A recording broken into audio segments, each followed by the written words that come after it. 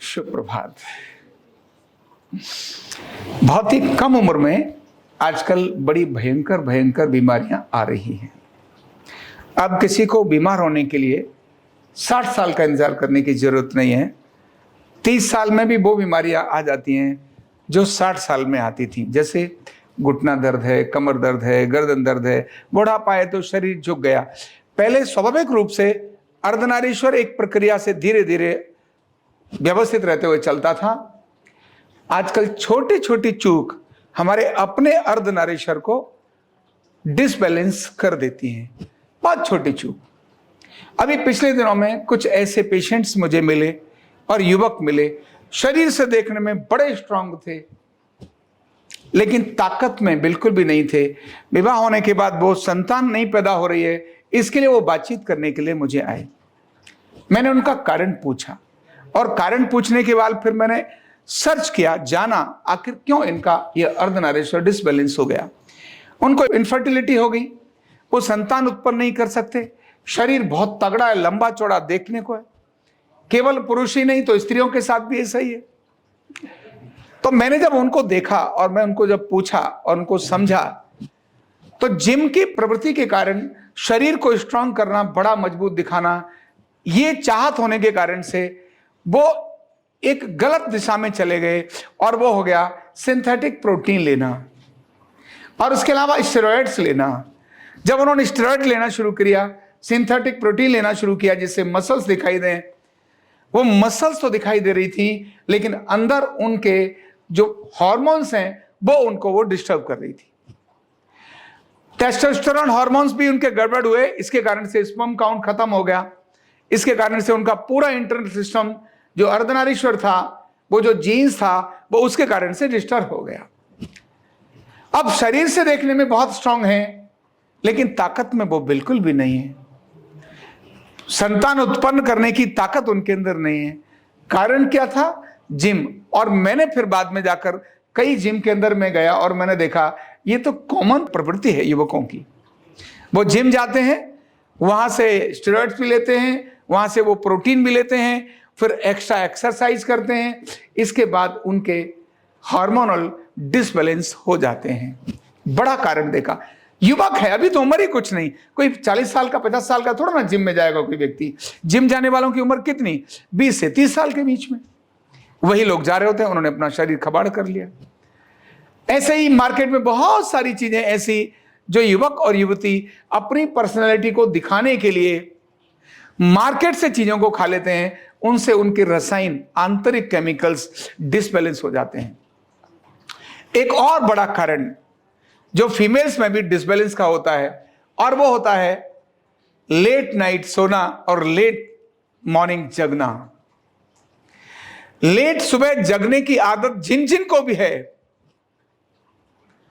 उनके hormonal disbalance होंगे ही, उनको कोई रोक नहीं सकता। जब पीसीओडी जैसी बीमारी के बारे में सर्च किया कि आखिर कारण क्या है, ये बीमारी इतनी क्यों आ रही है, तो उसमें एक मेजर फैक्टर था आज के विद्यार्थियों की लेट नाइट पढ़ने का स्वभाव। 12 बजे, 1 बजे, 2 बजे, 3 बजे तक पढ़ेंगे और 2 बजे 3 बजे पढ़ने के कारण से उनका पिट्यूटरी और पिनियल ग्लैंड का जो साइकिल है वो बिगड़ जाएगा। मॉर्निंग में फिर देर से जगेंगे और जगने के बाद जो भी उनकी भाग दौड़ है वो सब करेंगे। मेजर पीसीओडी में, यानी हार्मोनल डिसबैलेंस में, अर्धनारीश्वर का डिसबैलेंस एक छोटी सी चूक ने उनको कर दिया। ऐसे छोटे छोटे एक नहीं अनेक सारे कारण हैं। सोचने के तरीके से हमारे मन का अर्धनारीश्वर डिसबैलेंस हो जाता है और वो होता है कैरियर यानी सक्सेस। मुझे बहुत अच्छा पैसा मिल रहा है, यही केवल फाइनल एक क्राइटेरिया होता है सक्सेस का। और उस पैसे के चक्कर में वो अपना धुआं उड़ा देते हैं। खाने का तरीका नहीं है, सोने का तरीका नहीं है, हैप्पीनेस तो चली गई, हैप्पीनेस तो है ही नहीं। काम करना 18 घंटे 20 घंटे कौन काम कर सकेगा जिसका दिमाग ठिकाने होगा? जो अधिक प्रसन्न होगा, अधिक शांत होगा, वो अधिक काम कर सकेगा। जो अशांत होगा उसके पास तो बहुत सारी डिसीज होंगी। तो अशांति वो कैरियर के चक्कर में होने वाली अशांति हैप्पीनेस को खत्म कर देती है, और वही हैप्पीनेस अनहैप्पीनेस मतलब हमारा अर्धनारीश्वर डिसबैलेंस कर देती है। इसके कारण से छोटे छोटे बच्चों में ही गैस जागृत होगी, acidity, constipation, anxiety, depression, insomnia, सब चीजें निकल कर आ जाएंगी। हैप्पीनेस खत्म हो गई।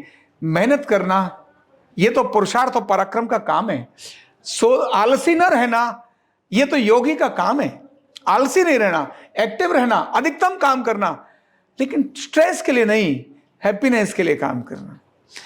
जबरदस्त काम करना, अच्छा खाना, लेकिन स्ट्रेस के लिए नहीं, हैप्पीनेस के लिए काम करना। तो कैरियर का मतलब स्ट्रेस नहीं होनी चाहिए, कैरियर का मतलब हैप्पीनेस होनी चाहिए।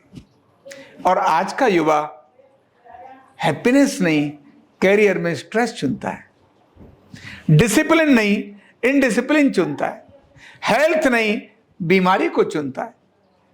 ये जो चुन रहा है, इसी से अर्धनारीश्वर डिसबैलेंस होता है। ये मैंने 3 बातें बताई, ऐसी अनेक छोटी छोटी चीजें हमारे अर्धनारीश्वर को डिसबैलेंस करती हैं, जिनमें सोते हुए देर रात तक मोबाइल देखना, ये भी एक बड़ी आदत है जो हमारे अर्धनारीश्वर को डिसबैलेंस कर देता है।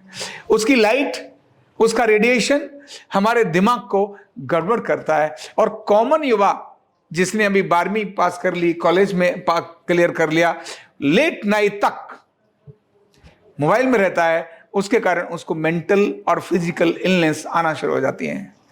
तो छोटी चूक आपके अर्धनारीश्वर को डिस्टर्ब करती है, बिगाड़ती है। इन आदतों से जैसे जैसे बचेंगे तब अच्छे होते चले जाएंगे। कैसे बचेंगे? उसके लिए जरूरी है साधना करना, उसके लिए जरूरी है थोड़ी देर शांत होकर। ये दिमाग में भूचाल तो बहुत रहता है ना, शांत करने का अभ्यास कहां मिलता है?